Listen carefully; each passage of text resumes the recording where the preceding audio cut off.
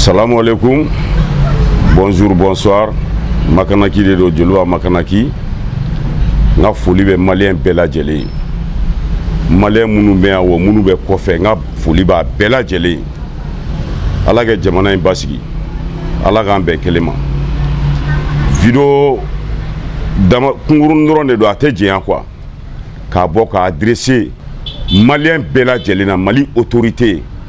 Transition CNT ka damne Assimi Koïta la kana premier ministre la kana ministre des sports la kana fédération malienne de football la malien fin be ni ballontan kada kana ancien joueur la nga foli be mena ni vidéo adressé au de la parce que fin do baka na Mali ballontan na mena boko de fo nyana na ma wuli kan jo avant que ça soit trop tard olu mogo we joy ko collectif nous be fait ka dankari anga ballontan na an sigile nyana an do an yira bela ateka an sigile nyana no jamais u bora kunu ye conférence de presse ke ka kuma chama fo a donta wena Mali ballontan tiene u tu sigiga la a donta fédération a donta ministère a donta an woni an me mi fo ni mogo nu ni ligi mogo nu ni collectif pour la déstabilisation an me mi fo nu u tese ka Mali ballontan tiene u tese u bogo ka fegen Mali est million mouani kodi. Be Mali Congo terrain fara tokomna des minorités olu bise ka kubanga ballontan tien mais mi foni collectif mogowi ka damne Sala Babi kana Maruso Moussa Konate Yeli Sissogo Seguba Jogo Keita Basila ame mi fowi awe sabali parce que abega tapaji ni fon fenkeni ka foka électrique se ba oni président be fe ka nyoye abeta aussi ani président be kuma ani transition be ani premier ministre be kuma même mi fo Assimi Koïta e ne nunu tarusi ou ga lettre du makanu reçoit bi kanu reçoit nous e jamana tilaw de nous e ballontiena udi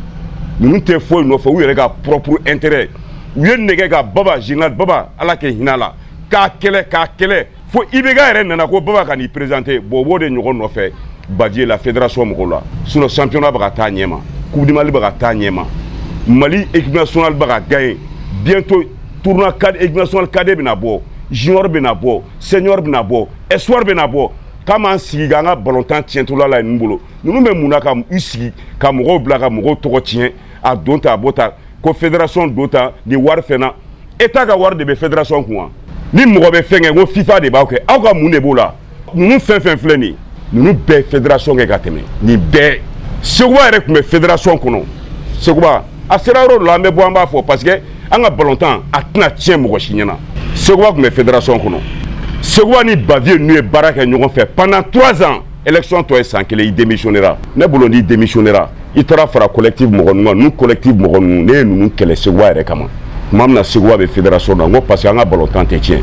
mais bien les tara fara quoi ou be fait anga ballontan ko fuga yu kalle kuba ti an fene an kali c'est o tieni ko ki banga ballontan tient iba ça dit iba jolé sur rien quoi demseninga venir te do bola mogoshi championnat ba ta nyema fin be ba ka nyema coup de Mali est bientôt final kubena nga ballontan tient nous ma wuli a donta be mogo langolon doubla olu be boga mogo doya ali nyeba a mogo langolon doula ou ba boga ministre des sports ka doya aita wa page ladje est-ce que ballontan d'abord de comment faut ata do faut ata do à vie privée là ministre des sports Moussa Gataer ambi soutenir no de finances bi soutenir tcheka ni collectif mogo nous depuis nous nana ballontan na Mali ballontan nous wala ou Mali ballontan beke kele ka mogo ko do nyona mais même il faut Mali ancien jouru nyana Mali ancien jouru ne fora demande ba kele ka wi aw de taille ballontan bi aw de taille ballontan sini aw kana aw sigiga la nous collectif mogo munu flene kele la nous te faut mériter Mali nous me mériter na wi aw de taille ballontan abe mogo siklota ou kumagana ancien jouru me diga wala de ballontan ke tieni ballontan tiena bi ne ba fo aw ancien jouru aw no bala ni collectif et regarde ni Mali était il de là ka jamana jume ka collectif do créer ko collectif pour la dissolution de la FIFA foot il y a jamana jume ni Mali té ko collectif pour la dissolution collectif pour la déstabilisation nous me mundo be munde do ballontan na les dirigeants nous il est temps sanctionner que ta nous kama mais mi fo Assimi Koïta nyana ka mi fo Soukel nyana ka mi fo Malien be nyana anga ballon a te tient nous tisse ka ballontan tient ou bien élection de kono parce que be fait que na sira de barisan état ke wuli ka foko bo kele be no bavier e kan di présenter il va ku minge général babala mais bien mo kele nu ou tene ga baba rega ala ge hine babala be tien sobi ou tene ka tien sega ma bia ka kele ye baba kele mais on connaît même mi fouida ou ke sabali ay sabali nous tara premier ministre wo Assimi Koïta wo akana nous reçoit bi akana nous reçoit sini ou kalga ne do ku be Mali ballontan tien ou boko ka fika ou TCC des minorités ou des do nous alors depuis nous nana Mali ballontan na kuma mais depuis nana kele faut que démission do agite mais au sana Mali ma sega foi gaere ku be fait kano de daminer fédération ata occupé la ligue na ko équipe là ne minga équipe te deuxième division na ou bien troisième division na quand ben audio comme en fédération d'Auma ou bien Mali ballontan aka misi OTC wala OTC bi OTC sini en sigile no fin bekan en la ballontan tio ni ko ki ba tien il va enjoler so yen ni message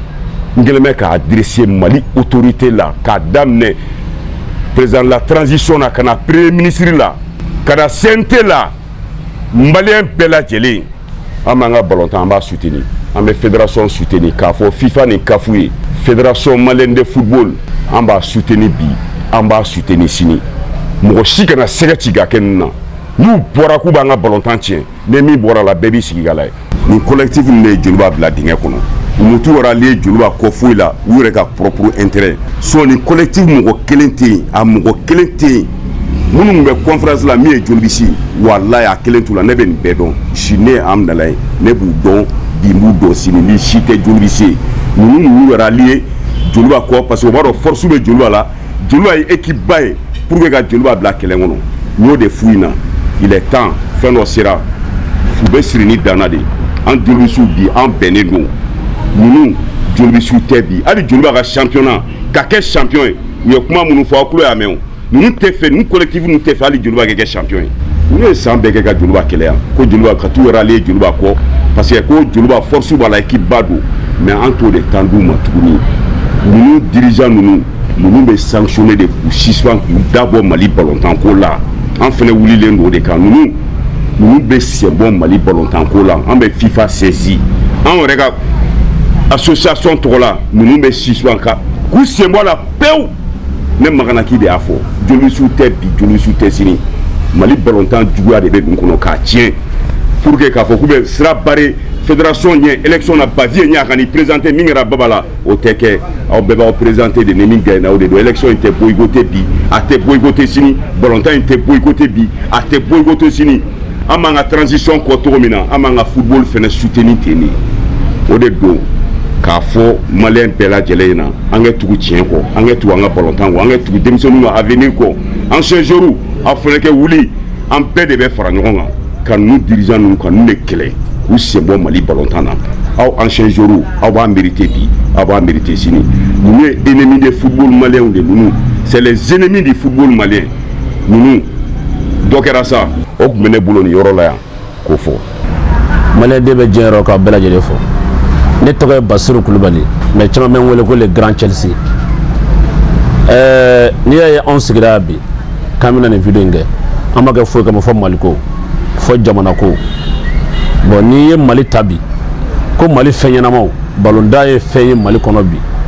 militi bi kono ndo kama million faranyo nga ma misoko fe misoko ko balotadi donc nanya ko do bi ga wuri jamana ko bo détruire kaka nga bo amika hakila mi ko fo oka bi ni coronavirus be Mali balonda kono bi